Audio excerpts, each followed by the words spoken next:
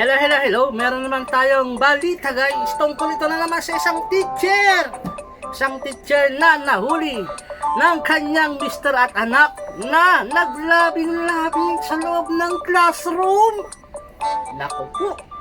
Ayon sa balita dito sa Philippine Star, a public teacher and her lover were allegedly caught having sex in classroom and Aringay, La Union, taga Aringay, La Union on Wednesday night. The husband and son of the teacher caught that the two naked unbench when they went to the school 9:30 p.m. according to the police report.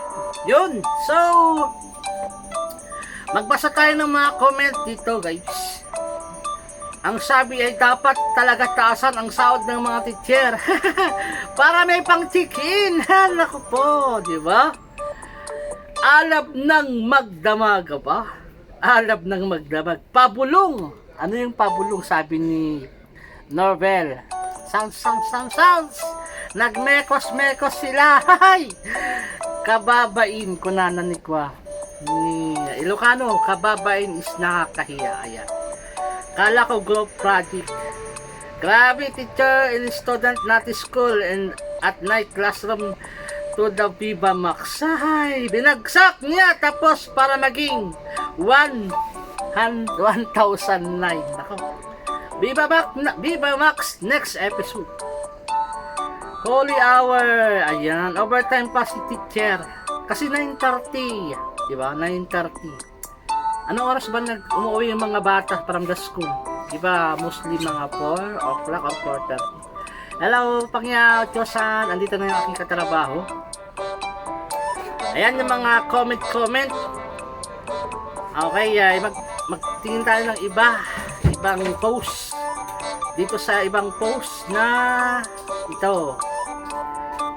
Nakadetalye yung kanyang pagkaka-post. Teacher lover nag-sex sa classroom. Ayan, isang babaeng public school teacher at kanyang lover ay nahuling hubad-ubad umano posibleng nagtatalik sa loob ng silid-aralan ng wag ko nang bagitin yung paaralan, nandyan letter G yung kanyang umpisa ng pangalan ng school. Elementary School Aringay, La Union. Ayan, basta doon sa elementary school ng Aringay, La Union. Bahala na kayo dyan kung anong school yan. Batay sa police report na ang guro ay kininalang si, wag ko nang banggitin yung pangalan din guys, wag na. At ang kanyang kalaguya ay si, wag na rin banggitin, 40 years old po yung teacher. Tapos yung kanyang kalaguya daw ay 40 years old, 41 years old si teacher. Ayan.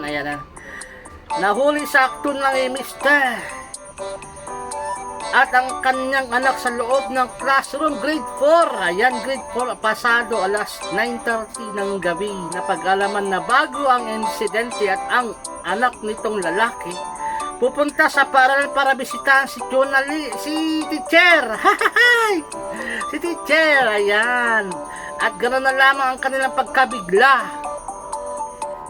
Pagbukas nila ng pinto, nakita nila ang maglover na kapwa hubad-hubad na magkapatong sa plastic bench. Agad na nagbihis ang maglover. Kaya naman humingi ng tulong si Donald kay chairman. Ayan, wag natin bagitin yung mga pangalan. Excuse me po. Ayan, si barangay chairman na rin ang tumawag ng pulis. Ayon kay mister, ang kanyang kamag-ana at kaibigan ang nagsabi sa kanya na ang misis nito ay nahipagtagpo kay kalaguyo niya. Inamin ni matagal na silang hiwalay ni misis niya. So balik kakasuhan niya pa ito ng, ayan na, may kaso guys kahit matagal nang magkahiwalay. Kasi nga sa Pilipinas yan yung pangit din, walang annulment. Meron annulment pero matagal. Walang divorce pa yata. Kaya naman ay mahirap sa isang may committed na siya or ikinasal tapos may nagustuhan ka ng iba, hindi basta-basta makakasuhan ka, makukulong ka, di ba? Unlike sa ibang countries, sa US, di ba, sa ibang countries may divorce. Pag ayaw mo na, hiwalay, wala ng kaso. Sa Pilipinas, hindi pwede. Unless na pumayag ng both side, both parties, ayan, pwede kayo magpa-annulment, yun. Saka lang magiging free. Kung hindi naman ay dapat patago. Huwag kayo magpahuli kasi. Kaya naman na yun, ang ating pinapahulaan, huli. Ayan, one word about sa huli. Bonus lang guys ha, bonus lang kasi ay mabilis ko lang tatapos ng aking live. Ayan, ang aking premiere pala, ang aking video. Magbasa na lang tayo ng mga konting comment. Bakit naman 9:30 ay may teacher pa sa school? Wala na bang guard sa school? Dapat 7 PM, sarado ng school, sabi ni Christina. Wala po, kasi bundok yan sa school, malapit sa boundary ng Benguet. Oh, malapit sa boundary ng Benguet. Nasa bundok po yan, malayo sa bayan. Ayan naman, ayan. Night class experiment. Binabi mo madam, dataon nag-eskwelahan na pahingamet. Nagadong nga hotel, tilaon yun, di pa ilang classroom mo kababain madam. Yung sabi nila, ayan Ilocano, ha? So, embarrassing statement. Dinayag pa nila ang Amerika at Europe. Wala na talagang kinakatakutan ang tao sa Pilipinas. Di lang kulong mawalan na din sila ng lisensya paglabag sa batas. Oh, kasi huli sa akto eh. Adultery, Article 333 of the Revised Penal Code defines adultery as an act of married woman in having sexual intercourse with a man not her husband, is also committed by a man who has sexual intercourse with another woman knowing her to be married. It is required to be both by the RPC, ayan, and the rules of court that both must be charged unless the victim pardons both of them before the institution of the complaint.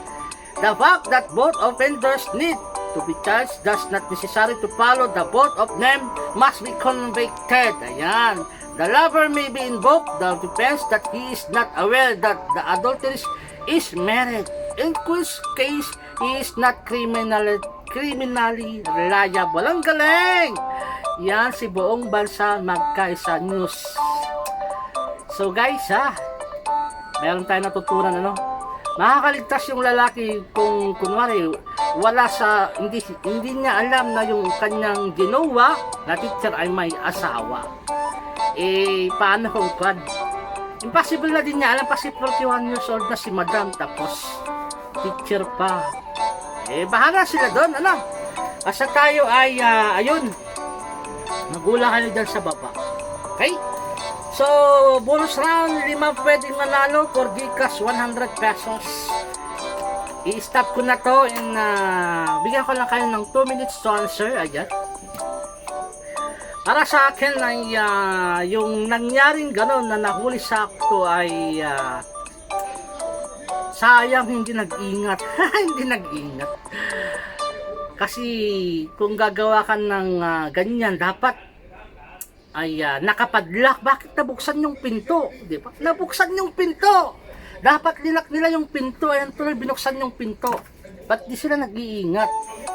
Nahuli tuloy sila ng akto ng kanyang asawa at anak dito. Ayan. And then, again, sa akin, hindi ko siya dinadjudge na ko na. At least, sabi, matagal na silang hiwalay. Kaya lang ay, yun nga yung batas sa Pilipinas kasi. Napakalungkot. Sana maipasa na kasi yung divorce bill. Ayan, next na pag-usapan natin yung divorce bill. So, last 40 seconds, then stop na natin. I-reveal ko na yung sagot. Sana yung divorce bill, sana ang next na ko na. Maipasa na. Kasi, kaya lang sa Pilipinas wala, ayaw nilang ipasa kasi nga ay takot yung mga politiko na makalaban ang simbahan, di ba?